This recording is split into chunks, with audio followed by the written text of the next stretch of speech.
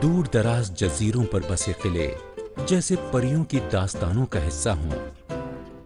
मीलों दूर उफक को चूमता नीला समंदर, सुनहरी धूप में चमकते खौफनाक समंदरी साहिल, बौद्धों के कदीम अनछुए गार, खालिस देहाती माहौल। जिंदगी की तल्ख हकीकतों से दूर भागकर जाने वालों के लिए मुरूड़ एक खूबसूरत पनाहगाह है। ज़रकश आज नाज़रीन को मुरूड़ की अनोखी सरजमीन पर ले जा रहा है, जहां सिद्दी नवाबों ने मराठा राजा शिवाजी से जंगें लड़ी थीं।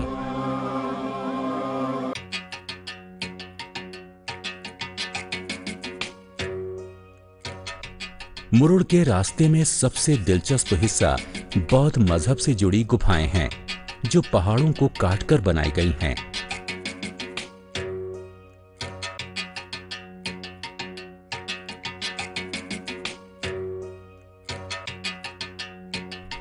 कहा जाता है कि बादशाह अशोक ने इन गुफाओं को बनवाया था। इन गुफाओं की खूबसूरत संतराशी और मुजस्समे देखने लायक हैं। यहां बने स्तूप इन गारों की दिलकशी में चार चांद लगा देते हैं।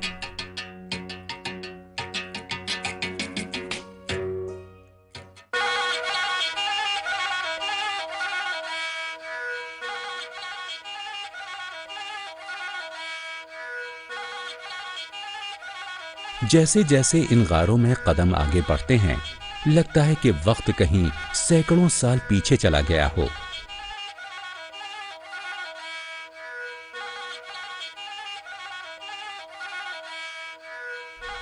यहाँ के पत्थरों से बने हुजरे देखकर ऐसा लगता है कि कभी यहाँ बौद्ध खानकाह रही होगी।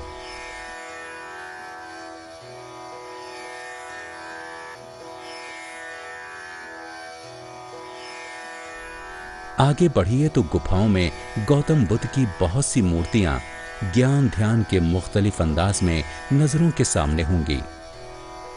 इसके अलावा भी बहुत से मुजस्समे आने वाले को अपनी तरफ खींचते हैं।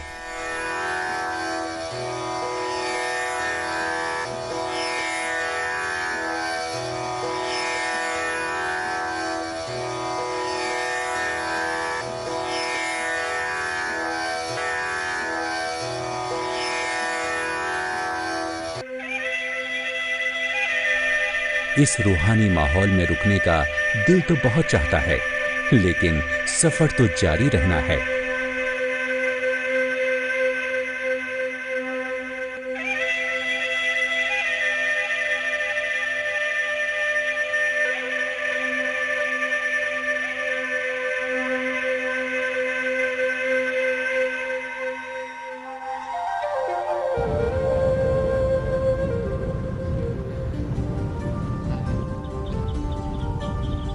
इस पड़ाव के बाद सफर की असली मंजिल की तरफ रवाना होते हैं, जो दूर समंदर के सीने में वाक़ है। जी हां, मुरूड़ का सबसे दिलचस्प हिस्सा जंजीरा किला। नाव का मुख्तसर सा सफर हमें इस किले तक पहुंचाता है। समंदरी लहरों का मुकाबला करते, समंदर के सीने को चीरते हुए एक पुरअसरार समंदरी किले तक पहुंचना भी एक अनोखा तजुर्बा है। किले की पहली झलक दिखाई देते ही लगता है कि बस अब जल्द ही सब राजों से पर्दा उठने वाला है। दरअसल जंजीरा लफ्ज अरबी लफ्ज जजीरा की बदली हुई शक्ल है।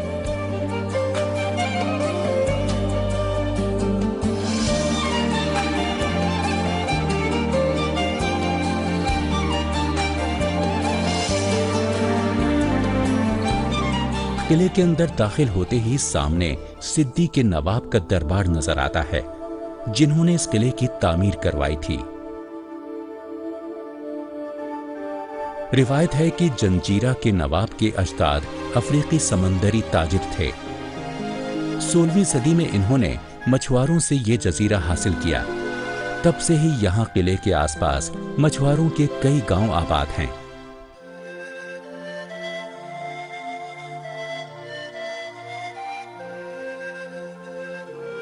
इस उजाड़ और खस्ता हाल तालाब में कभी नवाब खानदान की खवातीन गुस्ल किया करती थीं।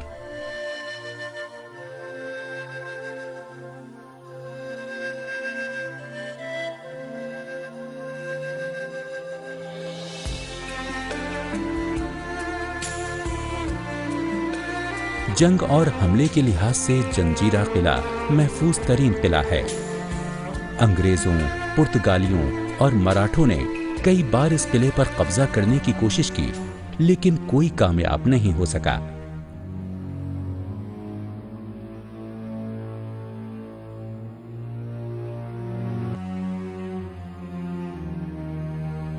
यही वजह है कि तामीर के 350 साल बाद भी यह किला नाकाबिले तस्खीर माना जाता है। शायद इसकी वजह दूर तक फैला समंदर और वो तोपें हैं जो किले की फसीलों की हर बुर्जी पर नस्ब की गई हैं। इसलिए कोई दुश्मन यहां तक नहीं पहुंच पाया।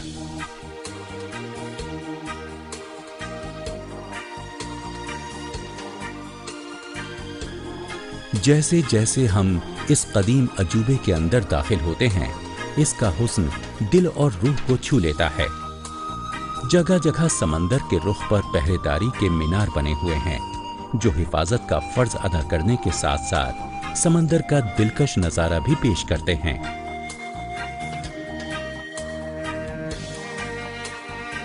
इसके बाद यहाँ एक खुफिया दरवाजे की तलाश का लुत्फ भी उठाया जा सकता है। कहा जाता है कि नवाब नस्ल दर नस्ल खुफिया तौर पर इस दरवाजे की निशानदेही करते थे। इस दरवाजे के जरिए खतरे के वक्त फरार किया जा सकता था।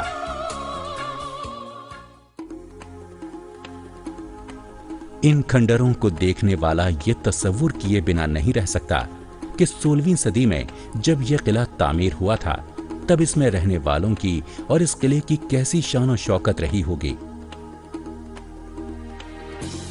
इस शान और शौकत का अंदाजा नवाब के महल को देखकर किया जा सकता है। हालात की मजबूरियों ने नवाबों को यह समंदरी किला छोड़कर शहरों में बसने पर मजबूर कर दिया।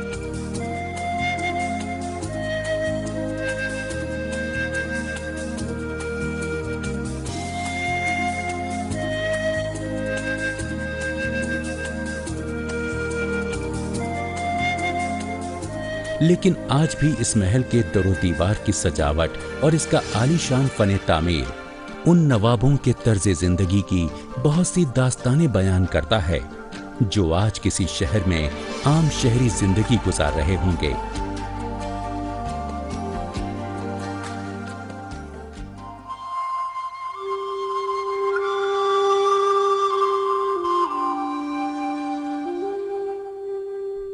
इस महल के करीब ही दत्तारे का मंदिर है, जो मकामी देवता दत्तारे के लिए बनवाया गया था। ये जगह भी देखने लायक है। ऊंचे ऊंचे चरागों के मीनार फने तामीर का बेहतरीन नमूना है और मंदिर की खूबसूरती को चार चांद लगाते हैं।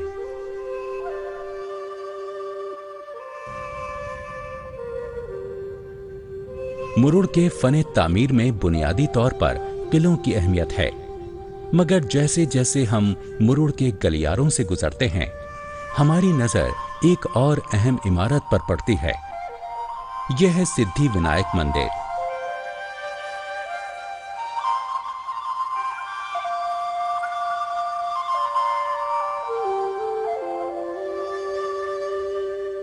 जिसे भगवान गणेश के नाम पर बनाया गया है। इसकी बाहरी खूबसूरती अनोखी है। रंगों और खाकों का अनोखा मिलन इसको दीदा ज़ेब बनाता है।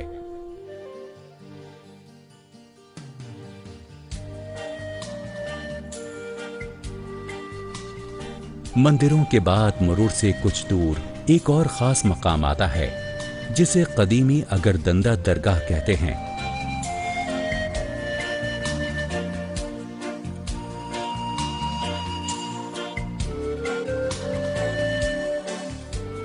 सोलहवीं सदी से ताल्लुक रखने वाली ये इमारत अगरचे अब खंडर हो चुकी है, मगर इसका तर्ज तामीर अब भी पुरकशिश है।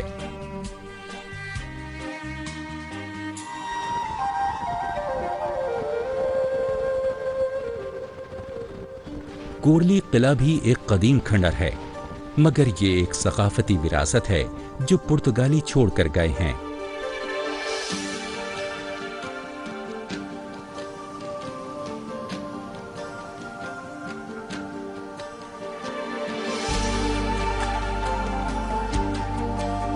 ना खत्म होने वाली सीढ़ियों की कतारें जन्नत का रास्ता दिखाती नजर आती हैं।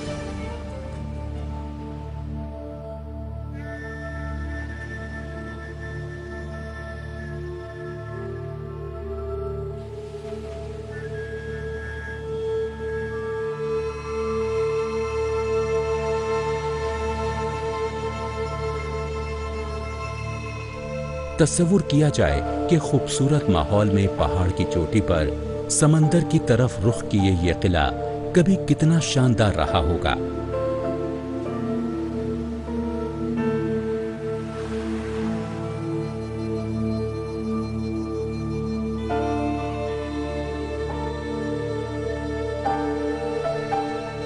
तीन किलोमीटर से ज्यादा के रकबे पर फैले कदीम पुर्तगाली किले को देखने के लिए काफी वक्त चाहिए।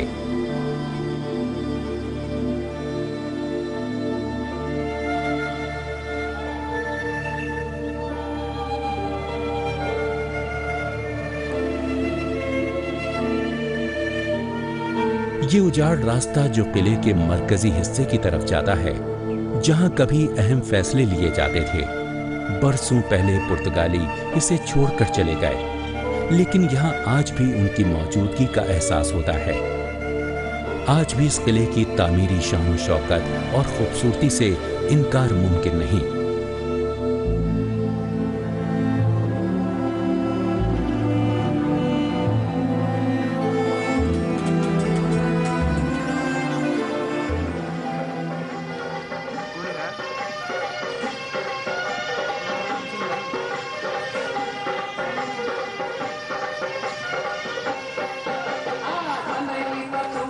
महाराष्ट्र के देहाती इलाके में फन तामीर की शानदार निशानियों के दरमियान यहाँ के मकामी बच्चों का एक रक्स भी काबिल-ए-दीद है।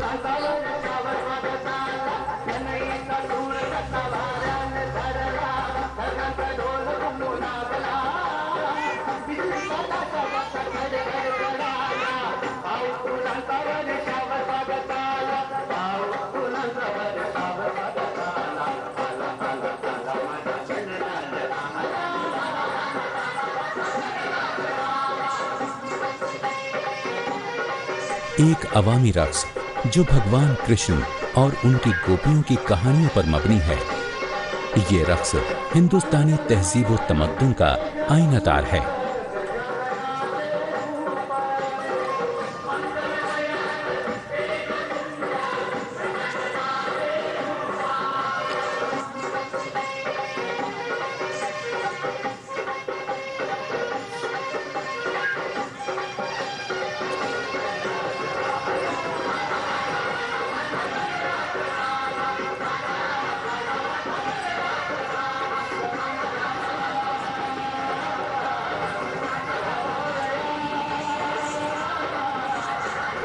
अभी देखने वाले इन नन्हे फनकारों के दिलकश रक्स का लुत्फ ले ही रहे थे कि कुछ दूसरे बच्चों ने मराठी लिबास में लवानी रक्स शुरू कर दिया।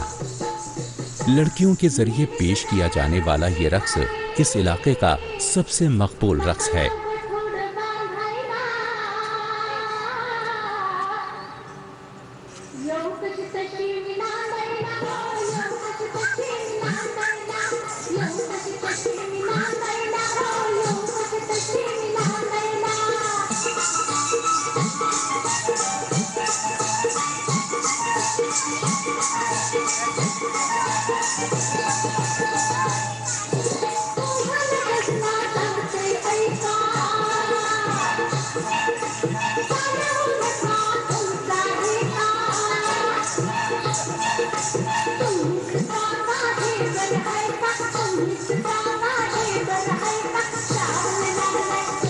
सुरताल के साथ दिन भर के सफर का खुशगवार इख्तिताम यकीनन सयाहों के दिलों में मुरुर की यादें सारी जिंदगी ताज़ा रखेगा।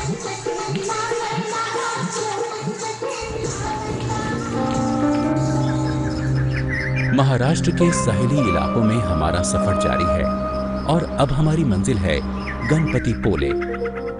रास्ते में हमारा पहला पड़ाव है जयगढ़ का किला। ये उन बहुत से किलों में से है जो मराठा सल्तनत के राजा शिवाजी ने तामीर करवाए थे। जयगढ़ का किला मराठा सल्तनत के साहिली इलाकों पर पुर्तगालियों और सिद्दी नवाबों के हमलों का मुकाबला करने के लिए तामीर करवाया गया था। आज वक्त की सितम जरीफी ने इस किले की सारी शान छीन ली है, मगर इसकी तरफ जाते उस उजाड़ और वीरान रास्ते की महाराष्ट्र की तारीख में बहुत अहमियत है। शिवाजी के बनाए इस किले में न आलीशान महल हैं, न रक्सगाहें और न ही बागात और मंदिर बनाए गए हैं। 17वीं सदी का यह किला खाड़ी के एक महफूज मकाम पर एक मुहाफिज की तरह सीना ताने खड़ा देखने वालों के लिए शिवाजी की ताकत का आईनादार है।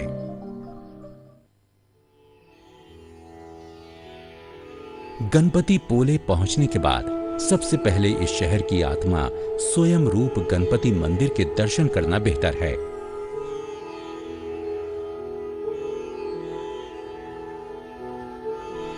मंदिर के दरवाजे पर चूहे का एक मुजस्समा आने वालों का स्वागत करता है। हिंदू देवमाला के मुताबिक चूहा गणपति देवता की सवारी है। अकीदा है कि इस चूहे के मुजस्समे के कान में कही हुई हर मन्नत पूरी होती है। एक हाथी का मुजस्समा भी दरवाजे पर स्वागत के लिए नस्ब किया गया है। जनूबी महाराष्ट्र में 400 साल पुराना ये मंदिर एक अहम तीर्थ स्थान माना जाता है। हर साल गणेश चतुर्थी पर हजारों लोग यहां दर्शन के लिए आते हैं। समंदर के किनारे पहाड़ी के दामन में बने इस मंदिर के दरो दीवार से तारीख वाबस्ता है।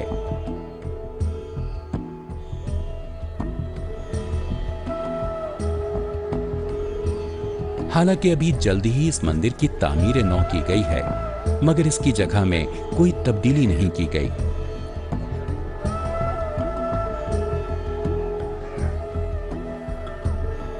मंदिर की लाल दीवारों पर गणेश देवता के अलग अलग रूपों की नक्काशी की गई है।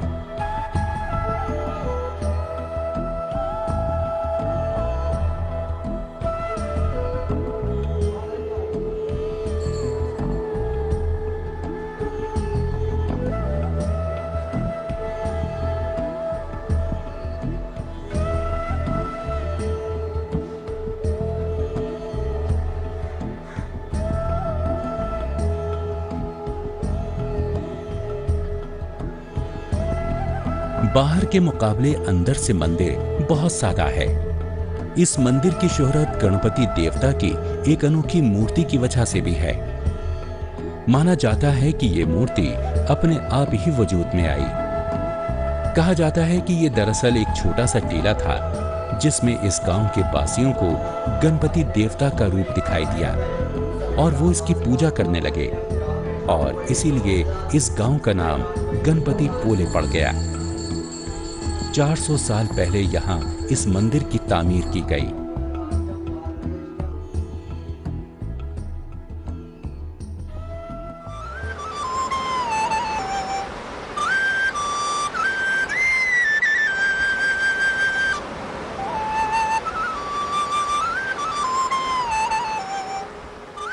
गणपतिपुले से थोड़ी ही दूरी पर पुर्तगालियों का बनाया हुआ लाइट हाउस है।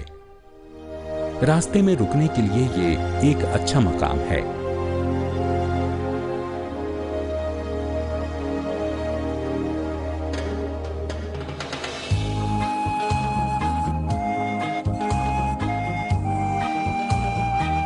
इसके ऊपर चढ़कर समंदर का नजारा बहुत दिलकश है।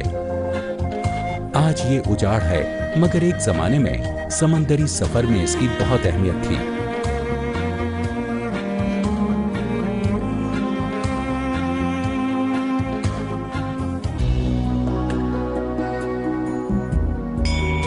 यहीं पास ही में फने तामीर का एक और नमूना कार्तिकेश्वर मंदिर है।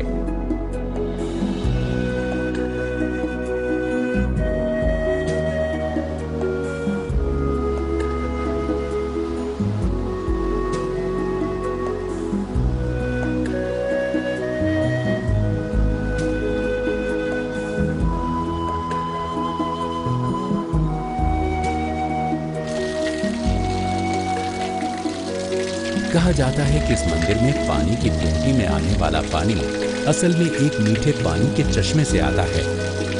आमतौर पर समंदरी साहिलों पर मीठा पानी नहीं मिलता।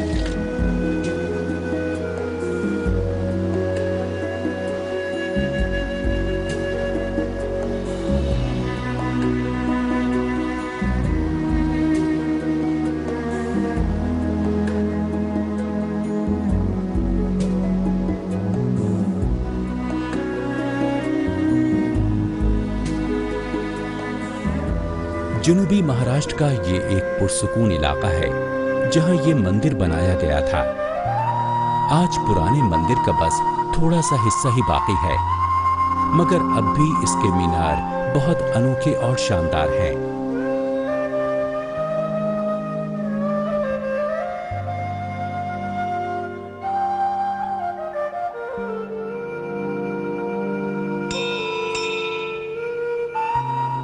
माना जाता है कि इस मंदिर की तामीर के बाद से कोई दिन ऐसा नहीं गया जब यहाँ पूजा नहीं हुई हो।